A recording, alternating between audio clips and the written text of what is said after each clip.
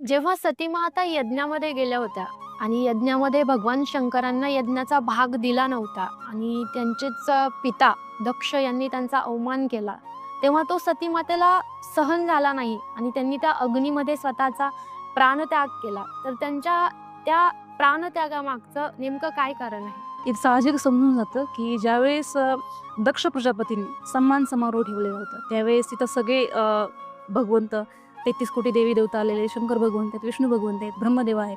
त्या सगळ्यांना तिथं पाहून आता साक्षात नारायण भगवंत, साक्षात विष्णू भगवंत, ब्रह्मदेव हे तिघजणही सोबत बसले. ब्रह्मा, विष्णू, महेश हे सोबत बसलेले. जसं एखादा मंत्री सभेमध्ये येतो, प्रत्येकजण असं उठून उभे राहतात आणि त्यांचा सन्मान करतात. तर हे तिघजण उठलेले नाहीत. दक्ष प्रजापती म्हणतात की ब्रह्मदेव माझे पिता आहेत, साक्षात समस्त सृष्टीचे पिता जर म्हटलं तर विष्णू भगवंत आहेत, परंतु हा जे शंकर आहे हा माझा जावई आहे, मग हा का नाही उठला? तर तिथं त्यांचा अवमान केला, त्यांची अवहेलना केली, नवे नवे ते बोलले. तिथून भगवंत निघून जातात. तिथं शापाशापी भृगु ऋषी शाप देतात भगवंत. नंदीजी दक्ष प्रजापतीला शाप देतात. दक्ष प्रजापती पुन्हा मग ते सगळं शापाशापी पाहून भगवंत तिथून निघून जातात. परंतु निघून गेल्यानंतर आपल्या पत्नीला काही सांगितलं नाही, सतीमातेला. तर एकदा अपमान झाला तर पुन्हा अपमान कसं करायचं असं दक्ष प्रजापतींनी विचार केला आणि पुन्हा यज्ञाचं आयोजन केलं. तिथं आयोजन केल्यानंतर प्रत्येकाला आमंत्रण पाठवली, परंतु शंकर भगवंताला पाठवलं नाही. आणि यज्ञामध्ये जे भाग ठेवले जातात ते शंकर भगवंताला ठेवले नाही. आता या सगळ्या गोष्टींमधलं सतीमातेला काहीच माहीत नाही.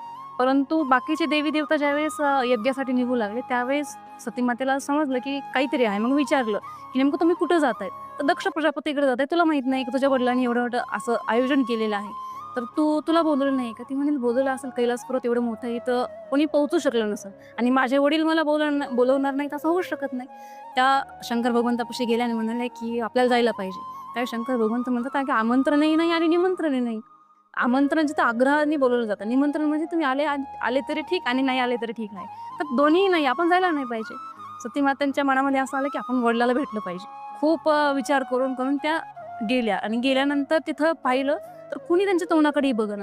त्यावेळेस त्या म्हणतात की जे माझे पती म्हणत होते ते बरोबर आहे, आपल्याला निमंत्रणही आमंत्रणही नाहीये. आणि त्यावेळेस सगळं सांगितलं होतं की माझा असा असा अपमान झालेला आहे.